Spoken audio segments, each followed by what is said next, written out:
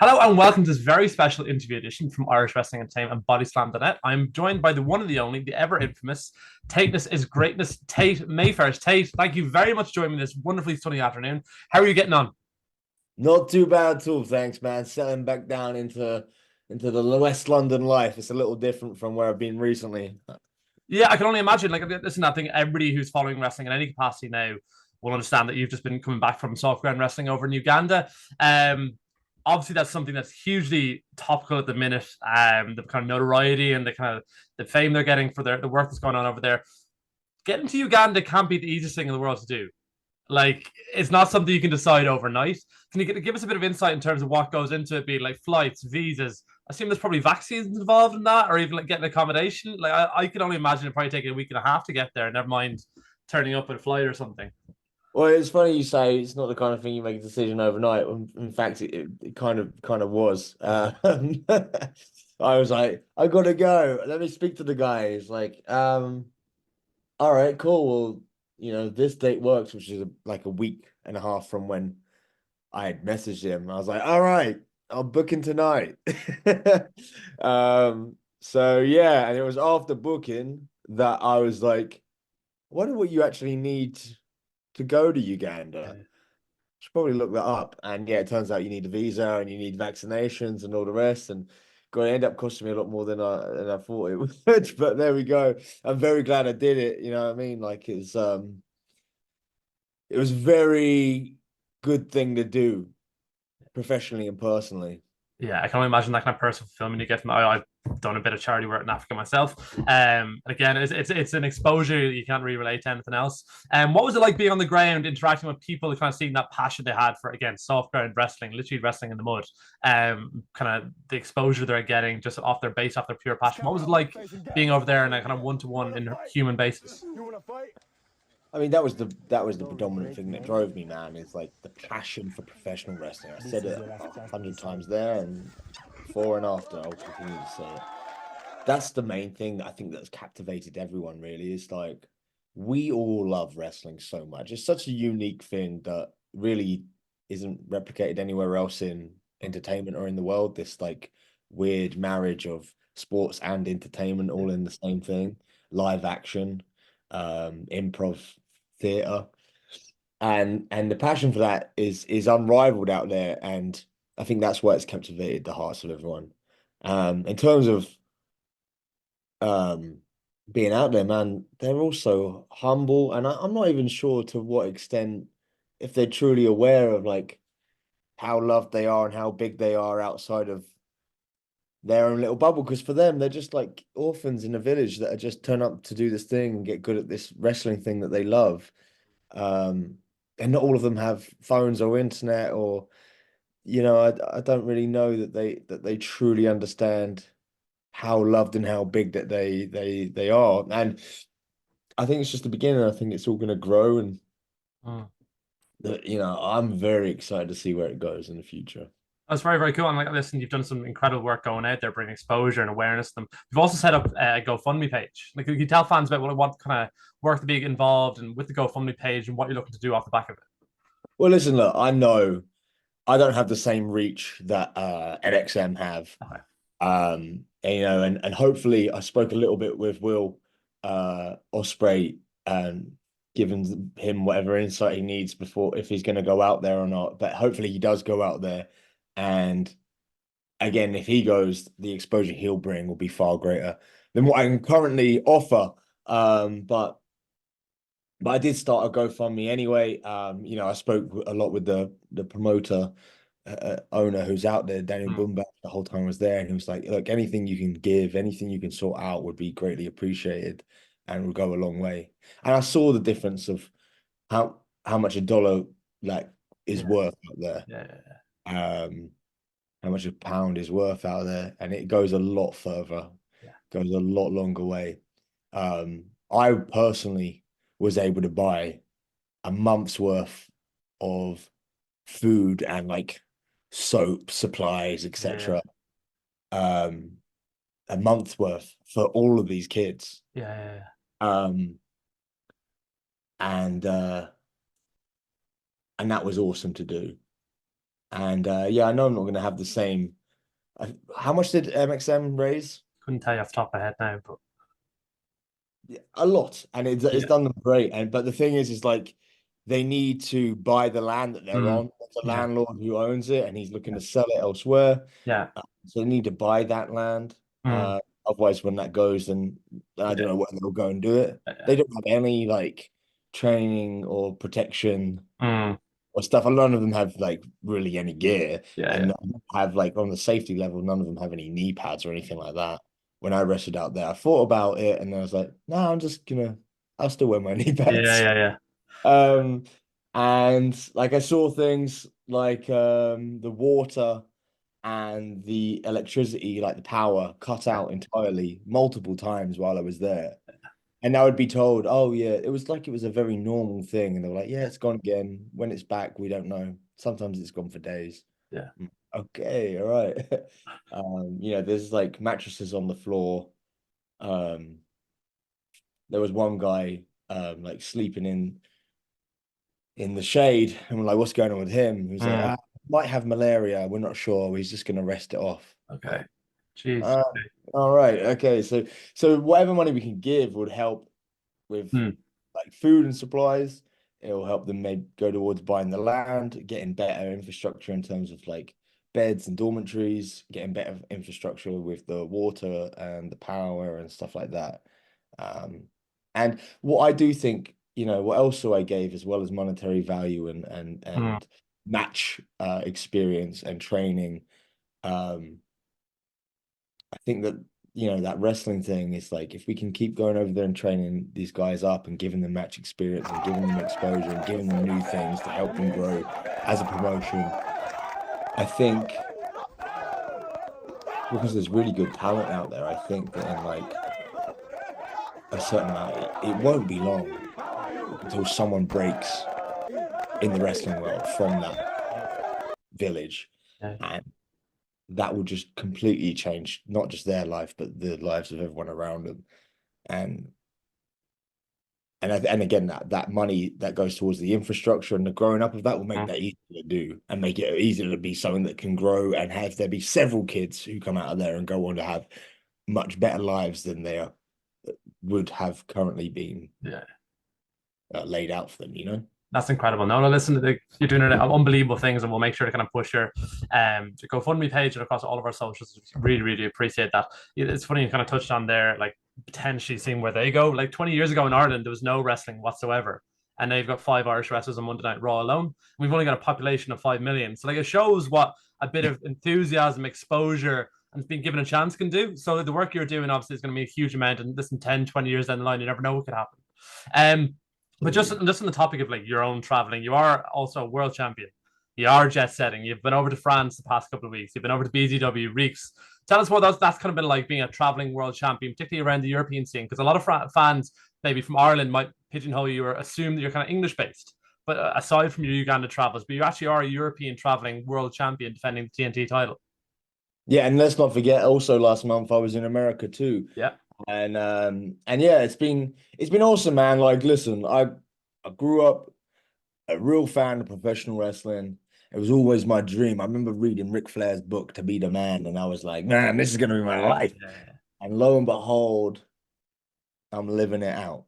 I've got the world heavyweight championship. Let's be honest, it's been the one that's been most defended most times internationally than any other world championship in the last 14 months. And that's in the most part down to me. And yeah, I've got this belt and I'm traveling town to town, country to country, continent to continent, defending it, having great matches. How does it feel?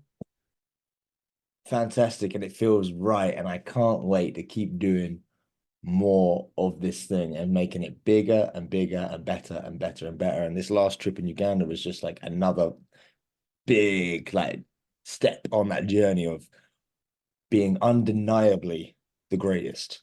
Um, the the fact that the first ever world heavyweight championship match in Uganda, uh, that's a huge one. Can't take that away from me. No, absolutely not. Like that's something that'll go down in the history books. And I say you're literally are living your dream, being able to defend a championship, going town to town, bringing more exposure to new areas. Like huge kudos to you. And very few people who start in this endeavor ever get to achieve that type of success or get to achieve what they set out to. You also a couple of years ago you made your debut with NXT UK at kind of a funny point in kind of the terms of the brand, but also in the world. It's the kind of tail end of COVID. Like you Right. debuted kind of started 2022. The Yeah. brand was in a space where like people watched it during COVID because without any audiences, it didn't seem to have a huge amount of focus on it. But also there was a huge amount of talents that have gone on to greater and better things. But you're brought in at the tail end. What was that kind of exposure and that experience like more than anything? Yeah, interesting, man. Obviously, it's a lifelong dream, work for Yeah. WWE, you know. That was incredible. In terms of like a company, they're the best company you could ever work for, man. It's so much better, managed and organized and everything is. But obviously, they got more money and more infrastructure, and that's the point about infrastructure we're trying to say earlier, right? But yeah, it's quite a funny one, like you say, time of the in the world of what was going on, because yeah, ironically, I'd wrestle at WWE in front of less people than I'd go wrestle in front of on the Indies, right? Yeah. Then again, it was on television, it was on BT Sports, it was in front of a bigger audience, and it was incredible, man. I'd love to go back. Like in the run up to that, I had been like in contact and talks with them for a couple of years, like done like a couple of extra bits, been in adverts, been in background training scenes, been in training scenes. And then it built up to that and got to do that, got to be on the last 6 months of NXT UK. They said they'll do Europe. Like, we don't know what's happening with that right now. I managed to come back when last year when they were in the UK, they did SmackDown and Money in the Bank, and I was involved in saw that, do some bits with them, which is quite fun.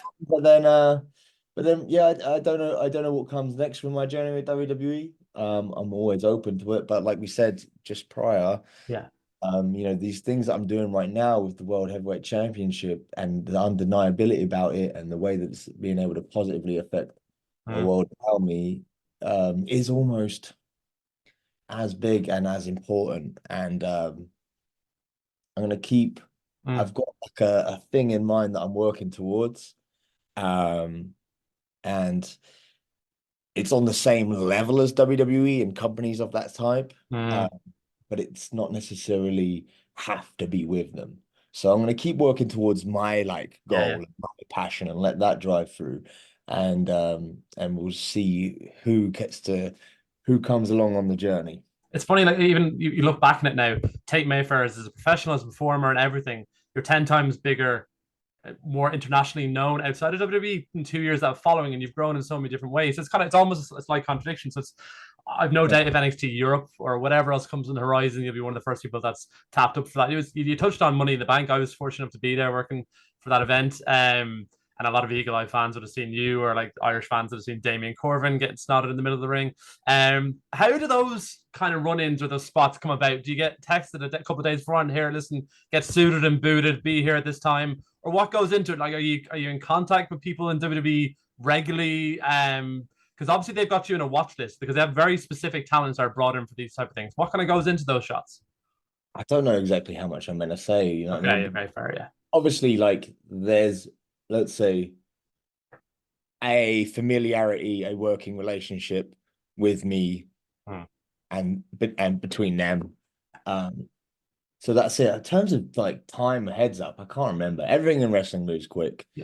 My life moves quick, man. Like, so I can't remember. Like, honestly, I have these things that happen and they're like wonderful things, and then like they just they come and go, and then you know, as soon as it's over, you're promoting the next match, or you're making a you know what I mean. So you're making your travel plans or your promotional videos, and you're chasing invoices, and you're selling. Like it's just go go go. This business.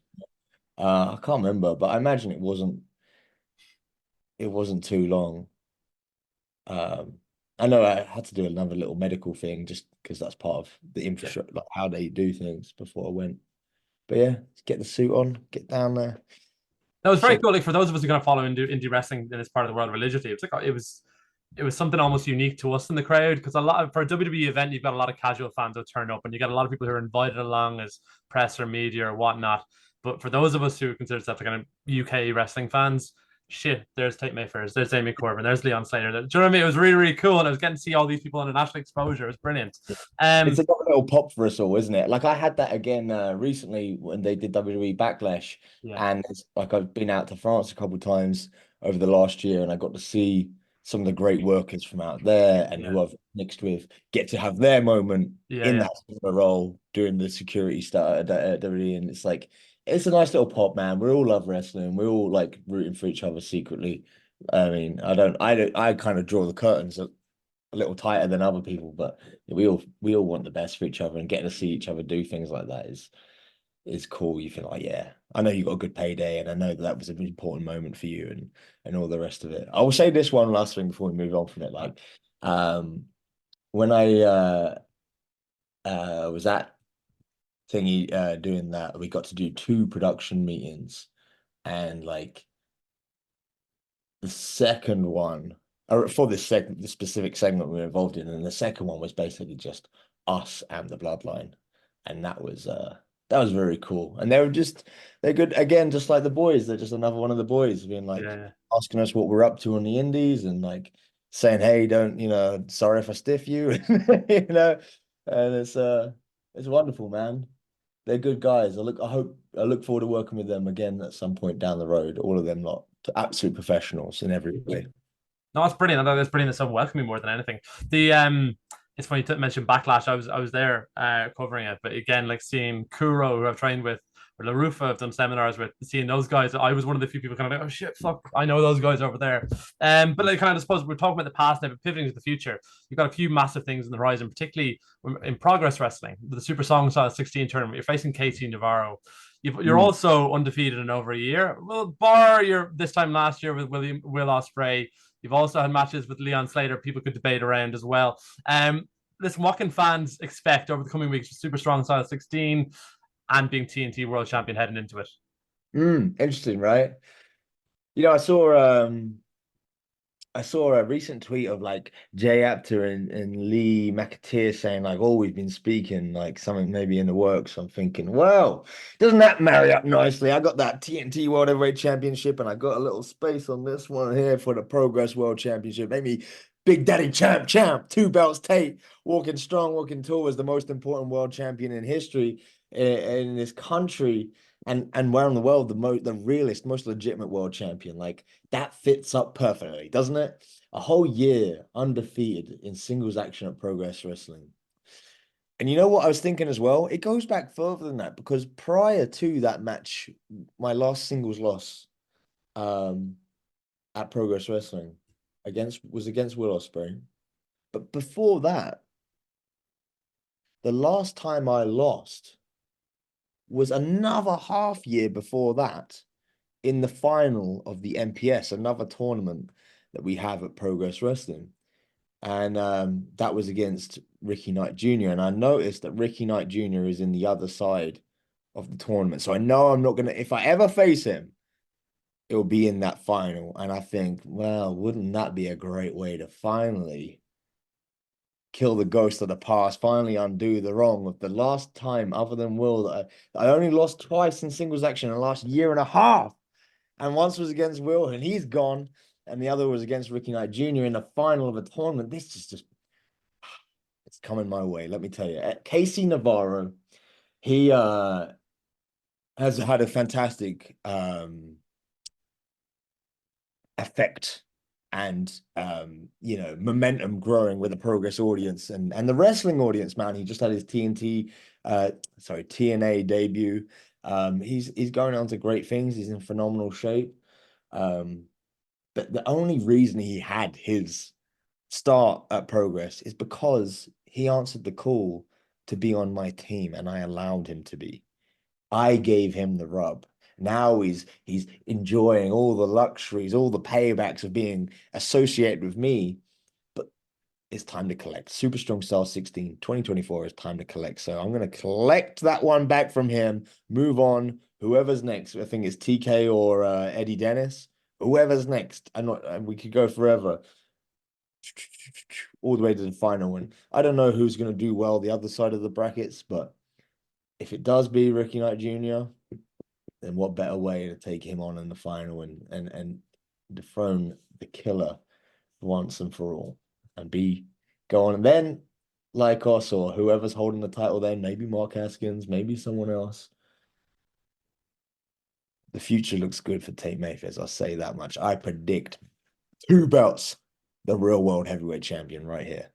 Listen, the future does look bright for Tate Mayfairs, and if you can collect from Casey Navarro, avenge that loss with RKJ in the final, possibly go to Uganda and face Will Ospreay, avenge that loss. You never know what's in the horizon. What other projects can you have in the horizons for the rest of 2024 and beyond? Obviously, you've touched on huge goals you've got in the back of your mind. You don't need to share those, but fans who are looking to follow your career from this part of the world, where can they keep in touch with things you've got on the agenda coming up? We did just bring up Soft Ground Pro Wrestling once again. And of course, I've got the fundraiser, which we'll talk about maybe in a bit. And we've spoken a lot about Soft Ground already, but yes, I brought them their first ever World Heavyweight Championship in Uganda, but I'm also automatically in the final of their tournament. See, they're holding a tournament now because they asked me. They said, "Hey, look, I beat up this Jordan Lovering guy after the fight." And they said, "Hey, yeah, look, you want to fight? Let's fight me for your championship." I said, "Look, I've already gave you a world heavyweight. I've already gave you history. I've already gave you your first ever world heavyweight championship here in Uganda. If you want to fight me again, then come out with a championship of your own, and then I'll fight you." So they've started a tournament to determine the #1 contender for the first ever Soft Ground Wrestling Heavyweight Championship. Whoever wins that tournament is going to face me. So I'm going back out to defeat one of them. And so maybe I say 2 belts, maybe there'll be 3 belts. And let's not forget, I've also got a Rumble Wrestling All Nations Championship. So maybe 4 belts. That's what the future holds, I predict. Outside of that, like I've got my US visa. Legally, I can work in the United States of America. I've already done some work for GCW. Yeah. I've got some contacts and an agent out there and reaching out and trying to sort out a tour out there that makes sense. I could easily just go and like do a little bit in that, but I want to go and make the most impact. So we're just like formulating our plan to get that first tour, a beautiful big impact thing. So we're sorting that out. That'll be this year, maybe a couple times. And then there's a few other little conversations with some big prominent companies in the wrestling world that I am just going to keep quiet now because I'm not allowed to say anything. But I'm excited. I'm looking to take on every corner of the world. Brilliant. And I'm looking to make sure that it is an undeniable fact that even the haters, they're just going to have to swallow it, get down on a knee, bow the head, and confess that Tateness is greatness. That'd be absolutely incredible. And listen, with the relationship TNT have with GCW, with Progress have with Defy, there's so many different opportunities out in the States. I have no doubt you make a huge splash wherever you land next. And just to reiterate, as we were talking about earlier, you've got a fundraiser and GoFundMe page live at the minute. You can find it across all your socials. I'll put it across all our socials as well. Again, can you reiterate what that funding is going directly towards us for fans to be aware of again? So yeah, I mean, like I said at the start, hopefully we'll give the link out and it'll be there. Like I said at the start, like food, water, infrastructure, beds, medicine, training stuff like knee pads and stuff like that. And then I think they've already got the money now to get this van that's being in process, but money also to buy the land. So they can have that as a permanent base and continue to build and grow from there. That's what all of that will go to. I've set like a goal on there. I don't know if of 10,000, but I don't know if we'll reach it. Anything you can give goes a long way. The value of a pound out there goes much further than it would here. And if you like love watching like wrestling underdog stories and you love like changing people's lives, I think that again, anything you can give will massively help create the foundations for which someone to break out of there and then go on to do incredible things. Aside from a wrestling level, just on a human level, what you've done is a really, really good thing. It's a really decent thing, and I hope you can get a huge amount of fulfillment for it. Listen, as you've articulated, you've got a huge amount of things on the horizon now, and I personally have no doubt by the end of 2024, leading into 2025, is your own words, the end of 24, every knee shall bow, every tongue confess that taintness is greatness. And thank you very, very much for all your time today. I really do appreciate it, my friend. God bless. Thank you very much, man. No problem at all. Thank you.